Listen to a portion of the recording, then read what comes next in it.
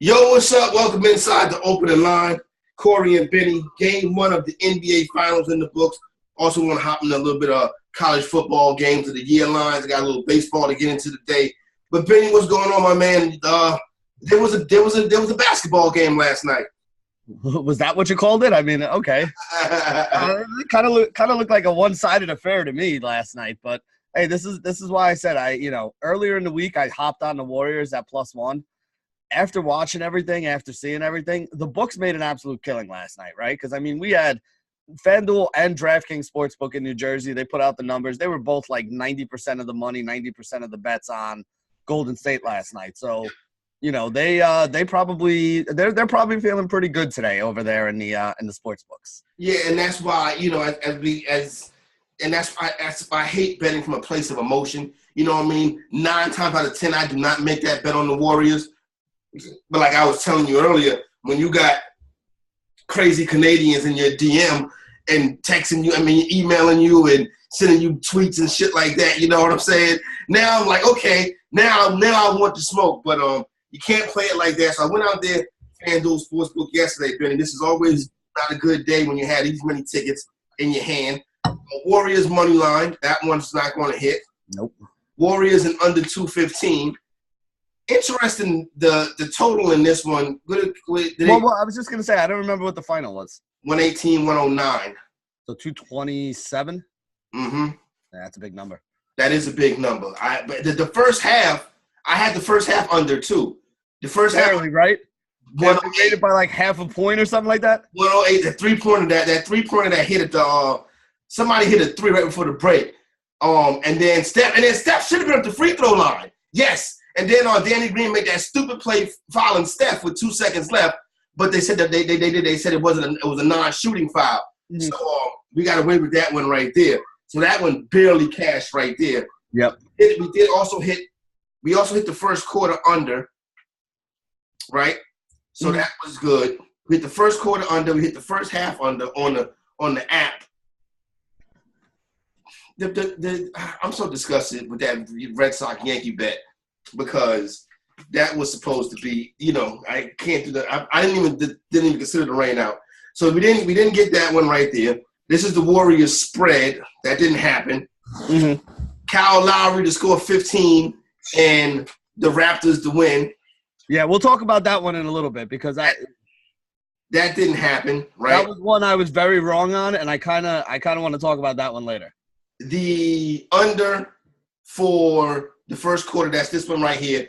The Pascal Siakam under, that one was an abomination. You know what I'm saying? Yeah, Pascal Siakam under, that was very off, yeah. Yeah, that was very off. Draymond Green triple-double and the Warriors to win. Oh. This was the big one, Benny. Oh. This was the big one. This one right here. This was. We could have put this in the stash till Christmas time. What was that paying? Was that like plus – I mean, Draymond triple-double alone was plus 300, plus 350. So that had to be what, like plus 6, 7? That was plus 900. Plus 9. Yep. And this one right here is the Draymond Green triple-double. So, but this one did hit. Yeah. You know what I'm saying? In the last couple seconds of the game, that one hit. So that one kind of – we're not too bad off this morning. You know what I'm saying? I mean, you get the triple-double ones paying, what, 3.5, 4 to 1? So, I mean, I get to that 390. Yeah, so 3.9 to 1. I mean, that makes up for a couple losing bets. So that's exactly. Not bad. You know what I'm saying? It makes up for a couple losing bets. We get into handicapping and breaking down the game, Benny. Listen, I think if I'm siding the Warriors like I am, I'm not worried about that. They lost the basketball game to a very good team, but the Warriors were not embarrassed by any stretch of the imagination last night. As a matter of fact, after the game, you saw Clay, Steph, and Draymond like, okay, we got this. So, I mean, we've talked about this in other series before, right? If you're the road team going in to play somebody else at their home place, what's your job? Your job is to win one of those two games. That split. That's it. That's it. You just need to win. You hold home court. You win one game on their home court. Like, if Golden State wins game 2, you're now going back to Golden State for 2 games with the series at 1-1. You hold serve on your home court. You go back to Toronto for a game 5. and you're already up 3-1. Yep. If I'm a Golden State Warriors fan, I am perfectly happy going back to Toronto, up 3-1 with at least 2 chances to beat them at their place and 1 chance to beat them at my place to close everything out. So, really it sucks that they lost game 1. But here's what basically happened last night, Corey. You went from the Warriors being what, like -3-something, -400 before that game? -162 this morning, Benny. That's what I was just going to say. So you're getting them at -160. I told you I'd put some money on the Raptors before that game yesterday. First off, I already have a little bit of money on the Warriors from that bonus bet that they offered on DraftKings, right? So I wanted to have something on the other side as well. I took the Raptors yesterday at +235. They're down to +135 today. Exactly. So I already have $1 worth of value on that bet. So I'm on the right side of it right now, and then now I can kind of play the middle and see which way I want to go with it, depending on how this next game goes. If you want to bet on the Warriors to win the series, this 162 number that you're getting right now is a very good number to take. That's the best you're going to get right now is the Dubs at that 162. Also, I did see this morning. Steph Curry to win the MVP is now down to -110. So that's another way that you can hop in on that one right there. Kevin Durant actually went up to +2,000. If they lose 1 and 2, Durant comes back, they win 3, 4, 5, and 6. Durant could still win the MVP of this series.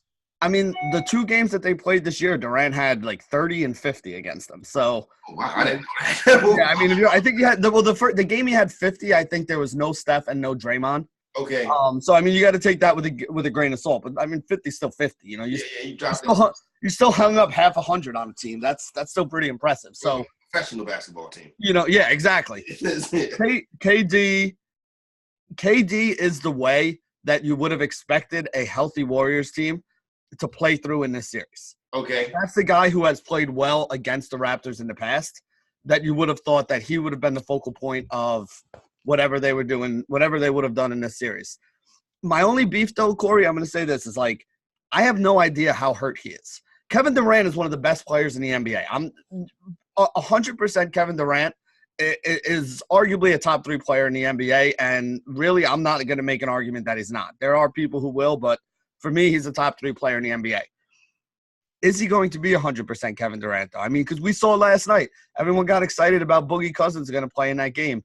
Boogie played like 4 minutes in the first half, a couple minutes in the second half. Boogie looked terrible last night, I'll be honest with you. Yeah, he didn't. I mean, he's still DeMarcus. He's DeMarcus Cousins. He's not Boogie Cousins right now. You know what I'm saying? Yeah. So there's a, when we start. Right quick, Benny, Boogie's the type of cat, he's almost like Shaq or Ezekiel Elliott. He has to play himself into shape. Like, he's not going to get into shape just practicing and working out and doing drills. He needs to be playing to get into shape. Yeah, and this is why I'm a little apprehensive about anything with guys that are coming off of injuries. I mean, look, last night with a minute left in the game, Andre Iguodala left the game holding the same leg that he had hurt the series before. That's not good. I mean, we saw DeMarcus Cousins on the floor, but we didn't see DeMarcus Cousins that we expected to see on the floor when he's out there playing. Same thing I think could be the problem with Kevin Durant. Like, if Durant comes back, everyone's expecting Durant to walk back in and be the, 8 to 10 rebound, 30-point, 5-6 assist guy. Yeah, but I don't know if he's going to be that guy. Like, that's what makes me nervous about this whole series. And Steve Kerr actually did say something that I really thought was a good coaching move and a good coaching thing to say. They asked him how many minutes is DeMarcus Cousins going to play, and he was like, "Listen, if this was, month 3 of the regular season, I would put him out there for 20, 25 minutes and let him figure it out. When you have 7 games of the NBA Finals, you can't just throw a guy out there and let him figure it out for 20 minutes. You know what I mean? So that's why I'm a little worried about this because, Cousins isn't 100%. Durant's going to come back. He's not going to be 100%. Iguodala's not 100%. I mean, they ended the game last night with guys like Alfonso McKinney and Kevon Looney on the floor. I'm sorry, but you're looking at the other side. I mean, who's the worst player on the floor for Toronto? Danny Green? And Danny Green's got rings. You know what I'm saying? So there's a big difference right now between – You definitely see Toronto's advantage when it comes to depth. You're 100% correct on that. But see, my thing is these role players – when it's the role players that killed me last night. this Fred VanVleet is like has his hands in my bank account. Those 3 games against Milwaukee, he killed me. Last night he killed me. It's like Fred VanVleet and Norman Powell are diminishing my bankroll, and you got to give him props. Fred VanVleet is a buster. You know what I'm saying? But you know what? He has stepped up big time this past week and a half. So, I mean, this goes back into what I was saying about the Lowry thing yesterday, right? Like the Kyle Lowry thing. You had Pascal Siakam, who put up 32 points last night, which was huge. You know, you had double-digit points from Fred VanVleet. You had 20 from Marc Gasol. So things kind of worked out the way we assumed, you know? It was like, hey, Kawhi's not going to be able to do this all by himself. That's the guy they're going to concentrate on. The thing is, we thought that a guy like Kyle Lowry, because of his matchup, would have been the one that stepped up the most yesterday. It turned out that it was all these other guys that were the ones that were stepping up around him. So, again, you know, Lowry didn't get the 15.5. All right, we screwed that one up last night. That was a big bet for me. Lost a little bit of money on it. But at the same point in time, you know, you saw what Toronto has to do to win this series. If Toronto's going to go and just give it to Kawhi and let Kawhi try to beat them by himself, they're not going to beat the Warriors. But when you're getting guys like VanVleet and Marc Gasol and Pascal Siakam and all these other guys that are putting up big – I mean, Pascal Siakam was 14 of 17 from the floor last night. Like, that's amazing. He was absolutely excellent last night. He was excellent. And I played the damn under. Listen, I was on it too. I mean, I didn't play the under, but I mean, I didn't think he was going to have a big game either. I wasn't touching him last night. Like, when he had put up 32, I was the most shocked guy in the place. Yeah, no, he definitely came through. Big night for him last night. Big night for the city of Toronto. You saw Drake and Draymond mixing it up a little bit. Not mixing it up. Let me not say that. You saw Drake and Draymond have a couple words at the end of the game. Drake was out there rocking the Del Curry Raptors jersey. Yeah, I saw that. Yeah, Drake. I give Drake his props. His troll game is hard. You know what I'm saying? No, listen, and I said this the other day, right? If you or I were millionaires right now, we'd be sitting in that exact same seat. And you know it. We'd be sitting next to each other in that exact same seat. I'd have an Ayesha Curry jersey on, so I would do the exact same thing that he did. Yo, Benny, I was telling my homeboy last night, if I had the kind of money and was a global celebrity like Drake is, I would be standing next to Jason Garrett every Sunday. Every Sunday, I'd be standing right next to Jason Garrett like, Jerry said I could be here. Yep. I gave him a big enough check that he said I could even call some plays. So, you know, yeah. Over here. Jerry said I can be here, so you can't say nothing to me. So, you know what I mean? But I like in the post game, lady gets up, reporter gets up. She says to Draymond, what was when you want to talk about the scuffle you and Drake had at the end of the game? So Draymond says, do you have a basketball question? I love that answer right there. I did too. That's a great answer because, you know, this is a basketball thing right here. A pretty big one. The NBA Finals. Pretty big basketball thing. Exactly. Yeah, you're right. The biggest basketball thing. The lady didn't answer that question. He says, I wouldn't say that we had a scuffle. No, it was nobody touched us up or anything like that. He was like, you know, we was talking back and forth. That was it. You know what I mean? But, you know, the thing about it is when it comes to Drake, he brings a different element to it, a different intensity to it, especially with that crowd up there. A Raptor game is like a European soccer match. Okay. That's kind of like the vibe that the Raptors are on with Jurassic Park and all of that. I mean, that's cool. Like, you and I are from this area, right? We go to Madison Square Garden. We've both been there recently with the Knicks sucking. Is there any energy in that building when you go there? No. People go there you go there to people watch. You go there to hang out and, you know, talk with your boys. Yeah, like, honestly, the game is like a secondary thing. The game is really a secondary thing right there. So I would rather be in an atmosphere like Toronto where everybody's going nuts and they're cheering and they're chanting and, you know, every big play, everybody's doing it on. Like, even as a player, like, if you ever played sports, like, you know, yeah, you know, it's cool to be out there and playing, but if you ever had a chance to play in front of, like, a lot of people, there's a certain, like, energy. You know, you're just up for that game. Every little possession is a big deal. Every play is a big deal. You know, Clay was like, it makes it better. Clay is like, this place goes crazy, and that's what makes it better. This is a great environment to be in. You know, especially as a road team, hostile environment. You know what I'm saying? So, Clay didn't have the best night last night. Steph came up, did his thing. He hit his prop. I didn't think Steph was going to hit his prop. I didn't bet against it, but I didn't think Steph was going to hit his prop. But Steph ends up hitting his prop last night. I had another ticket over here that could have won too, but I parlayed it with the Cleveland Indians. The Indians. Come on, bro. I remember the Indians was Carrasco against the White Sox last night. Pfft, that killed my DFS. I had him in DFS. I did the live stream with DC yesterday for for the Elite Fantasy.com. And we were both on Carrasco because Carrasco against the Chicago White Sox, that should have been a slam dunk, and he did not pitch well at all. No, exactly. I'm just sitting up there watching the score like, Jesus Christ, this is quickly getting out of control. But my man Draymond said, I got you, and started dishing out those assists. And I was like, thank you, Draymond. You came through for me. Even when he had 5 fouls and 8 assists, I was like, oh man, something might foul out before he get that 10th assist. But Draymond was able to get it done. Tim and Benny was something else. Speaking of the Drake thing, it's all cool. We had this conversation last night. It's cool to sit up there, you're the man to the Raptors ambassador, the NBA ambassador to Canada and stuff like that. Mm. It's cool. And I don't got no beef with it at all. Spike Lee, though, when Spike Lee was in situations like this, Spike Lee would go to road games. I remember when Spike Lee went to Indiana after this thing with Reggie Miller. Mm. That was a big-time move by Spike Lee right there. Drake does not go on the road. That right there is a problem to me, Benny. If I'm Drake, I have to make an appearance in Oakland. Rihanna's going to be there. You know what I'm saying? Who else comes to the game? Well, I'm about to say Prince, but Prince passed away. But, Jay and Beyonce will be there. Kanye West normally shows up at those games. Why, Drake, go to Oakland, Drake? Yeah, I mean, it's not about the money. You got the money. You got the private jet. You got the money for the $10,000 courtside seat. Like, whatever. I agree with you. I mean, listen, you know what I really want to see? I want to see the Raptors take like a 3-1, 3-2 lead in the series.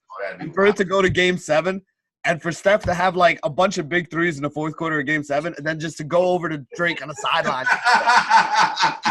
just pull it out. Like, to me, that would be fun. Like, that would be an iconic basketball moment if that definitely would be. You're 100% correct with that because he's made himself such a part of, he's infused himself into the action, and it's not like it's somebody that we don't know. You know what I'm saying? It's somebody that is on the damn radio or TV the whole day, whatever. Other than that, Benny, I think the Draymond Green prop is a play every game of the series. The triple-double one? Yeah. Do you think Durant coming back will slow that down? I do think Durant coming back will slow that down because one of the things that people forget, like Draymond's points don't really go up. You know what I mean? Like, it doesn't matter if Durant plays or Durant doesn't play. Like, Draymond's going to score his 8 to 14 points every game. Draymond's out there to score the basketball. Yeah, exactly. But one thing people don't realize is Kevin Durant is a guy that grabs 8 to 10 rebounds. I mean, he's, I don't know what they list him as, but the guy's a 7-footer basically, with long-ass arms. So he's going to grab some rebounds. Without him in there, now you're playing with Iguodala, who is, still a guy who can grab rebounds, but it's not the same kind of thing. Plus, the way that they play with the weak side help and everything else, like, Draymond is able to get more rebounds without Durant on the floor. And remember, what did he have last night, 10 or 11? Like, it's not like he's getting 15, 16 rebounds where he can afford to lose a couple. Last night, Draymond Green was 10, 10, 10. So that's what I'm saying. It's like he made it, but he just made it. You know what I mean? So anything that takes a couple rebounds away from him is something that is going to make that triple-double less. The more important thing, though, Corey, I remember last series when we started playing this, the first time you hit it, you got it at what, like 700-800? Yeah, so, son, yeah. When I hit it, it was 450. Last night, it was 300 and 350, and he did it. So the next game is going to be 250, 275 for a triple-double? You're going to start losing juice on that. And if I'm not mistaken, was it dude that told me that at DraftKings yesterday? What was it at DraftKings yesterday? It was 300. It was 300, yeah. Yeah, that's what I said. When I looked when we were talking on the show, it was Draymond to get a triple-double was 300. Draymond not to get a triple-double was only paying minus 400. So you had to lay 4-1 basically to win money on him not getting a triple-double. That's how much they thought he could. Yeah, so there you go right to that. But like you said, watch the juice on that one because come Sunday, I'm not going to get – I got just the triple-double at 390 on FanDuel. I don't think I get that on Sunday. It might be 320. Yeah, and again, it was 300 on DraftKings. So on a DraftKings sportsbook, you're probably looking at 275, 250. Yeah, so there you go right there. We rolled the wheels, though. Thank you, Draymond. You know what I'm saying? But you know what? I mean, this is what we talk about with these props and stuff like that, right? Like you ride it when it's hot, you ride it when there's value in it. You know, when they bump it up or when they start charging the juice and changing the juice on it, that's when you hop off because now it's not as good a bet. No, I agree with you on that one. Speaking of that, I got that WNBA got a triple header tonight. I would tease the unders. I was just gonna say under. Okay, let me write this down. I gotta go make those bets when we get off air. Under. They put it like this. You know that they're a little apprehensive. They haven't released the lines yet. Really? Haven't released the lines yet. The game's tonight at what, 7? The game starts tonight at 7. They haven't released the lines yet. So they're like, okay, wait a minute. So they're like, you know what I'm saying? They already know that, you know, some people sitting out there waiting for them to hammer those unders. I meant to tell you this because I was actually talking to one of my buddies yesterday about WNBA. It just happened to come up in conversation. He told me that, you know, Vegas doesn't know what they're doing and they're scared because they lowered the limit on WNBA at some of the because he's one of these guys that puts a lot of money down and gets down on the early line. He said, you know, most of the time you can get $10,000, $20,000 down on a game, like no big deal. They have it at a $5,000 limit for WNBA. So Vegas even knows they've been taking a bath on it. Yep, they don't know. You're right. They haven't figured it out yet. And the fact that on the morning of a game day with 3 games on and no other basketball on tonight, WNBA's got a big spot tonight. You know what I'm saying? Good, yeah. Cat's going to sit home and watch women's basketball on a Friday night, but you get what I'm saying. You know what I mean? This is a bigger spot that they really going to get in a while in a state where you can gamble regulated in a regulated spot. You know what I'm saying? And there's no lines out. So I find that interesting. So keep an eye on that throughout the course of the day. Yesterday, Benny, on the way on the DGen Express, on the New Jersey Transit bus number 160, the DGen Express. I was talking to a homeboy of mine. He comes in from the Upper West Side also. We were out there. We were chilling, having a conversation, whatever. He was getting ready to, you know, lay it down and stuff like that too. The dude, I showed him the ticket, the parlay, ham joint, whatever. Yeah. Oh my God, this is effing crazy. You know what I'm saying? You got to hedge it, do this, that, and the third. The dude sitting behind us overhears us, right? And it's like, you might as well put more money on Liverpool. And I'm like, why you say that? He was like, Liverpool is not losing. That was kind of what I said to you when you told me about the ticket too. Someone was like, Liverpool's not losing that match. And I'm like, everybody's really like, don't worry about the draw. Don't worry about Tottenham. Whatever you want to hedge against it, go ahead and load up on Liverpool. Well, listen, if you're going to go ahead and load up on Liverpool, what's the ticket pay? $1,088? Yeah. You bet $1,088 on Liverpool. Like that's, you know, that's the way to do it. I mean, that's, you know, that's the basically the thing to do would be like what I did with the Portland money that I had with the Warriors series. I basically said, all right, if Portland wins, I'm going to win $4,000. So I bet $4,000 on the Warriors and, you know, got $800 out of it. The problem is, and Benny, I wouldn't mind doing that. The problem is that fucking draw. That's the problem. Yeah, because you could seriously walk away down not having your $1,100 winner and losing it. You see what I'm saying? Right. No, you're right. Yeah, that draw actually is what really fucks it up. But then you can bet it with the draw in it, but the juice is minus 450 on that. You know, the problem with that is when you do it that way, you're basically cutting the amount of money you can win because now you also have to put something on the draw. Or, you know, if you do the draw no bet, like draw no bet is fine. But if it winds up tied in regulation and then Liverpool wins in overtime, you know, now you're screwed because now you're sitting on a Tottenham ticket that didn't pay and your Liverpool ticket didn't pay. And, you know, you're out, like I said, you're out $1,000 again. What I'm going to do is, what I'm going to do with the draw is the $23 we made from Kawhi Leonard last night. Brilliant promotion by FanDuel. So you just basically got $2 free from everybody that played that prop. You know what I'm saying? So that was brilliant promotion right there. Because speaking of that prop, the first point of the game was Steph Curry at the free throw line. Is that considered the first basket? I don't think so. And it's funny that you mentioned this because I was watching a game with 2 of my buddies last night and we had the same argument. But the problem is we all used the Kawhi prop, so none of us knew because we didn't have whoever scored the actual first basket, and none of us had Steph either. But I don't know who got paid out on that. That's a we're going to have to find that out. So I'm going to have to do a little research. What I may do next game is just put $1 on everybody. Put $1 on everybody for first basket. I know I'm going to lose money, but at least this way maybe we can figure it out. Well, it's like the first basket bet is like a horse racing bet. You know what I'm saying? What do you mean? It's like you put it like, it's like picking a horse. Oh, yeah, you're just spreading it for everything, yeah. You're spreading it for everything and hope a long shot wins. You know what I'm saying? Exactly, yeah. Danny Green was plus 1,200. Did he have the first basket after Steph? The first basket after Steph was Danny Green.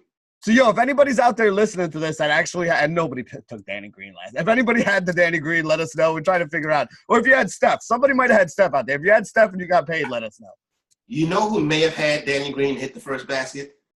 Gabe. Yep, because I heard Gabe mention it yesterday. Is he doing a show this morning? I just want to make sure he's okay because last night was a big night for Gabe. Yeah. He might still be out partying right now. I saw a tweet from Gabe this morning, so Gabe is good. Good. He's good. I did see a tweet from Gabe this morning. He was on his way to the ferry to make that trip into Manhattan. Shout out to my man, Sports Rager, Gabe.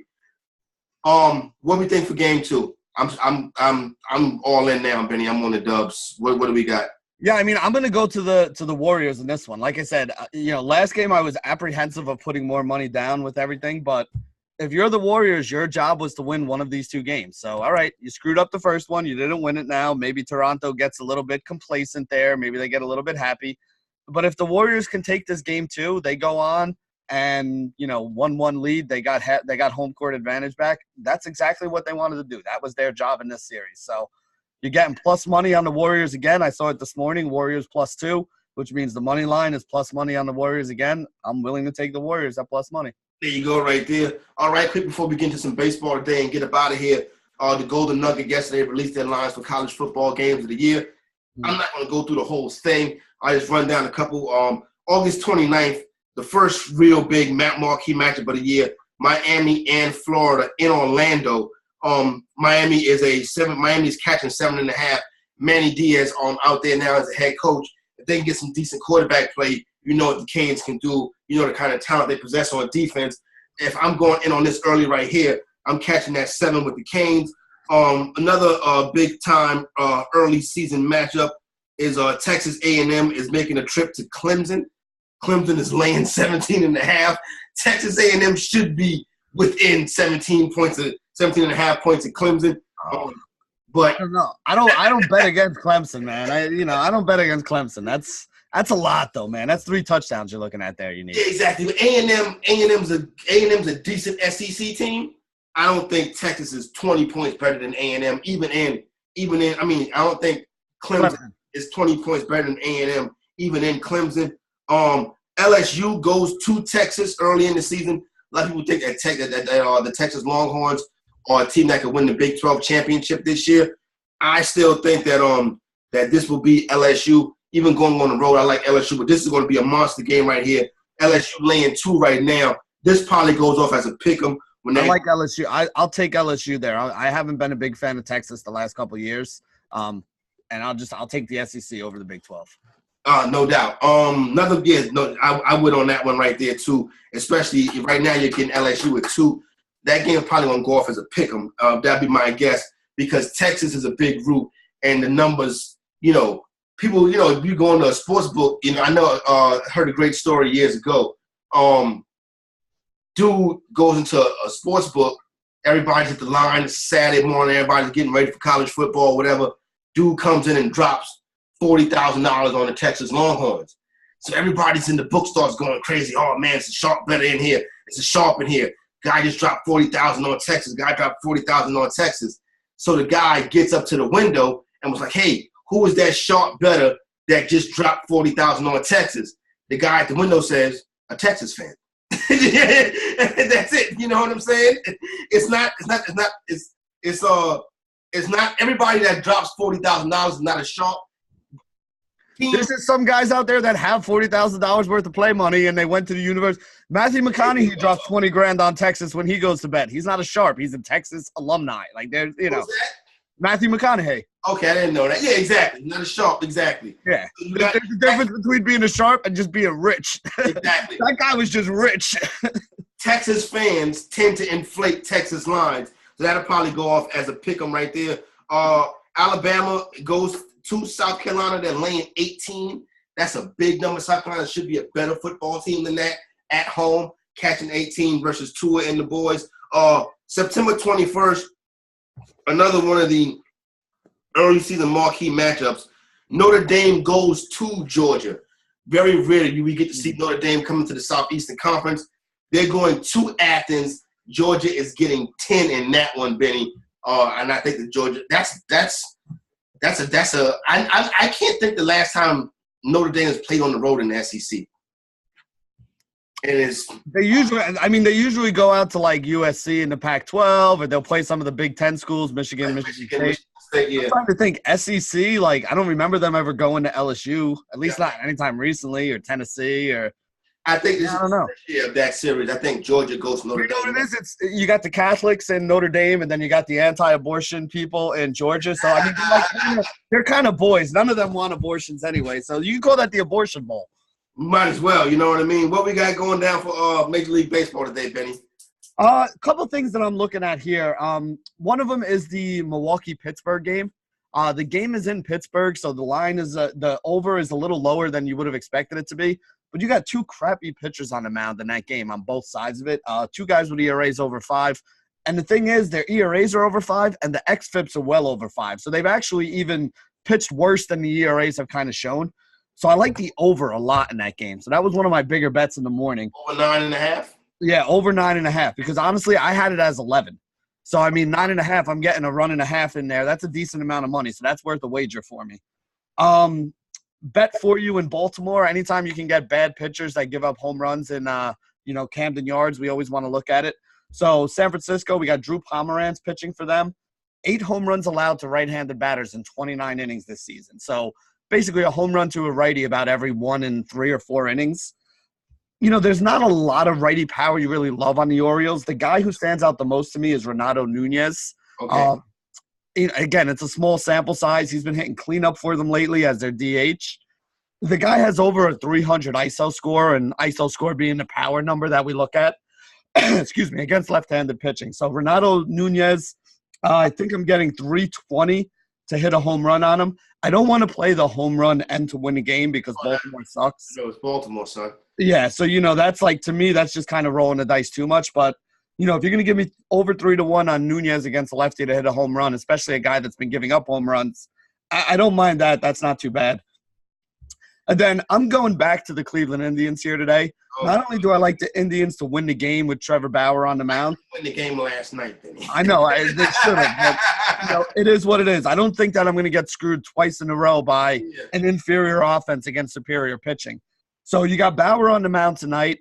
7.5 is the over on his Ks. So I like the over on the strikeouts there for that matchup for him. Chicago White Sox strike out about 25% of the time against right-handed pitching. So it's a pretty good spot there for strikeouts for him. And like I said, I also like the Indians in that game. The money line on it is like 140. So I'll take the Indians and I'll take Bauer with the over 7.5 Ks. So those are the main things that I'm looking at today. And I'll actually be in Atlantic City tonight.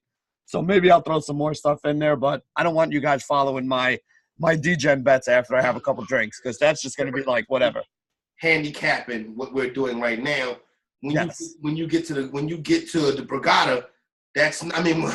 the Bellagio, the Borgata. We're going to Caesars. We'll be at Caesars. When y'all get to Caesars, that's not handicapping. That's gambling. The way I figure is, you play you play some craps, you play some blackjack, you win some money. And then you're sitting at the book and you're just doing dumb stuff like, oh, they can't beat him. Screw you. They can beat him. Hold my beer. Let me go bet $1,000 on that. So there you go right there. That's the dumb stuff that'll happen. I very well may be homeless by tomorrow, or I could have 2 beach houses. I don't know. There you go. So good luck with that stuff right there. Big piece of chicken. Got to give it to – I hate to do it, but I got to give it to Pascal Siakam. You know what I'm saying? Son just came out, absolutely balled and stole the show in game 1. Hitting threes, you just see the length, the athleticism, how talented of a playmaker he is. Pascal Siakam, you get the big piece of chicken, my brother. Yeah, I mean, it's a unanimous choice today. I don't think you can give it to anybody else after the way he played. I saw a stat last night, Corey. I forget the fourth name, but the list was something like there's been 3 guys, him being the fourth now, that are within their 3rd year in the league or less that have put up 30 points in their first NBA Finals game. This morning, too. It was like Shaq, Akeem Olajuwon. Yeah. You know, like you looked at the names on the list and you're like, my God. And honestly, you know, if you watched Siakam play last night, I mean, listen, we've been saying this all season, right? Like we've loved this guy all season. We've been like, hey, his maturity, his stepping up has been a real reason why this team is much better this year than they were last year. But he proved it to the rest of the world last night who may not have known that. Like, dude, this kid can play. He is a star in the making. No doubt. Toronto Raptors, Masai Ujiri did a good job going out there picking up Pascal Siakam. One thing I will say, and I'm going to let these – the Raptors are going for this global team. Mm-hmm. That's how they're trying to play it. You know what I'm saying? Yeah, like we are the team of everybody. We're the world's team. You know what I'm saying? So I hope that works for them. You know what I mean? So I saw they did a hype video in different languages. Did you see that one? No, but I mean, again, it's not a bad idea. Like, there's 1 billion people in China, and they love basketball. Love NBA basketball over there. Matter of fact, they had a Chinese fan talking or saying "Let's go Raptors" in Chinese on that hype video. Listen, there's only so many people in America, right? There's 300 million people in America. There are, 7 billion in the globe? So, I mean, if you can figure out a way to tap into those other markets, like, I don't know if you've ever been to Europe, but if you ever go to Europe, everybody's got a freaking soccer jersey on. Yeah. Or whatever their team is. If you can get people to love NBA basketball or NFL football or MLB baseball the way those people love soccer around the world, I mean, you could sell 10 times the number of jerseys you do in just this country alone, and that's a lot of money at $40, $50 a pop. Yeah, no doubt about it. So there you go right there. Don't forget, at some point this weekend, you want to bet against Serena Williams, and let's go Tottenham. For my main man, Benny Ricciardi, Corey Parson, the fantasy executive, we out.